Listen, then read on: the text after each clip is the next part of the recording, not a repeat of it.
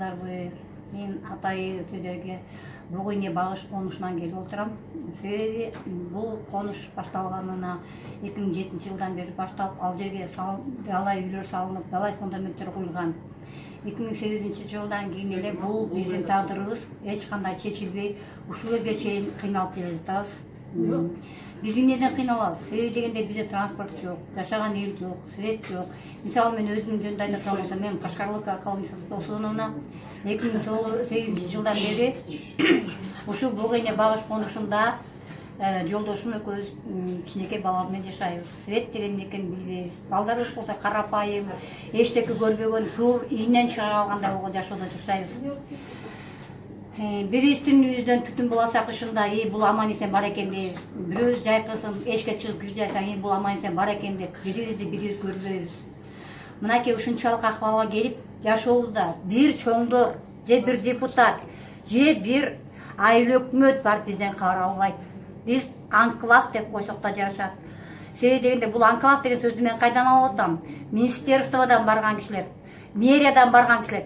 Койгулачы ушул анклавды деген күндөр болгон. Биз 1-Май районуна караштуубуз. Ушул кезге чейин же өлүүнүн катарында, же тирүүнүн катарында жокпуз. Шайлоо эмне экендигин билбейбиз. Каяка барып шайларыбызды да билбейбиз. Анткени себеби турмуштун айынан ушулдай акыбалга келип отурабыз.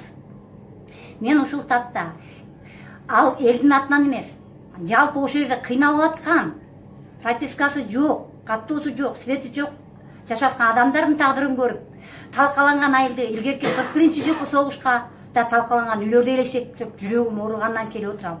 Ошол кезде жаңы мезгил саясий партиясынын салган тамдары кулап, күмбөзгө окшоп калды. Таштарыбыз болсо мүрдө болду. Айылдын ичине кирип келаткан кезде илгерки талкаланган айылга же талкаланып бүткөн күмбөздүн арасына кирип келаткандай элестетесиздер.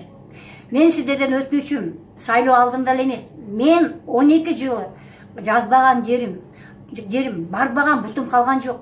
Акырында тажагандан мынакей шайлоонун алдында жок дегенде үнүбүздү бир депутат угар бекен, тагдырыбызга бир депутат кайдыгер карабас бекен, биз көргөн турмушта 1-2 саат барып кечинде караңгылыкта отурар бекен деген ниет менен кайрылып жатам. Айланайындар, ошол жакта бир 15 бүтүн эл жашайбыз. Кароосузбуз. Биз 6-7 километр жолду жооп алабыз. А жерде эмне бар? Мага окшогон оорукчандар бар, рак менен ооруган, инвалидтер бар. Бирок биз кароосузбуз.